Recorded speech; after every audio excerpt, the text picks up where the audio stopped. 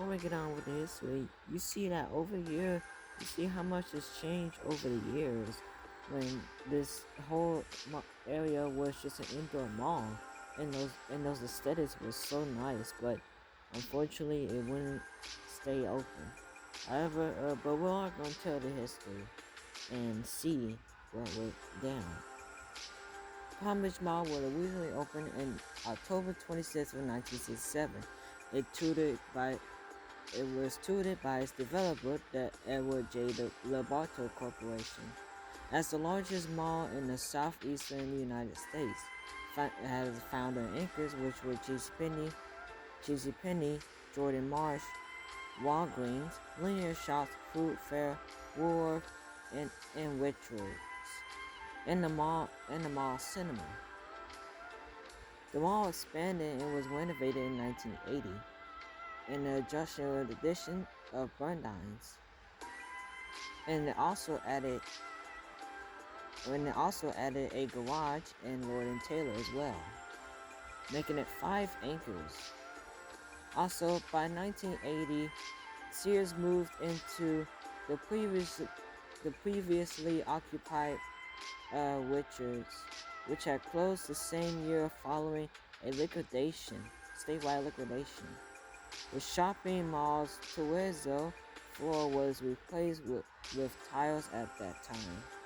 Furthermore, when Pantry Pride, which occupied the food fair, closed in 1987, a food court called Treats was developed in that part, which featured designs which were popular in the 1980s, including skylights, a loft-free ceiling, were introduced at the mall at that time. Then in the 2000s, things would take a turn for the worse. But it was renovation took place in the 2000s when most of the mall interior fixtures were designed like with the food court and renaming it Seaside Cafe, and replaced the Wonderfall in the center with a much more modern fountain sporting a seahorse theme. However, things would take a turn for the worse when Dillard's, the first anchor store that would close. Well, there are some other anchor stores like Lord and Taylor, which closed a while back. Dillard's would pull out in 2008. Then in 2009, Burdines will leave its location too. Sears will close in 2010 along with the mall. On December 5th of 2009, the mall's core opponent Receiver announced that the Palm Beach Mall will close on January 31st of 2010. With the exception of JCPenney, George's Music, and Firestone, which have the outdoor entrances, and the only ones left. Upon the foreclosure under Simon's ownership, or seized ownership of the mall in December 2009, along with the city of West Palm Beach, was looking into luring IKEA and Bass Pro Shops to occupy the site, but that never happened. The mall was eventually acquired by New England Development, transforming the mall into a Palm Beach outlet, like the one that what you see today. An open-air shop outlet mall beside the strip of big box stores.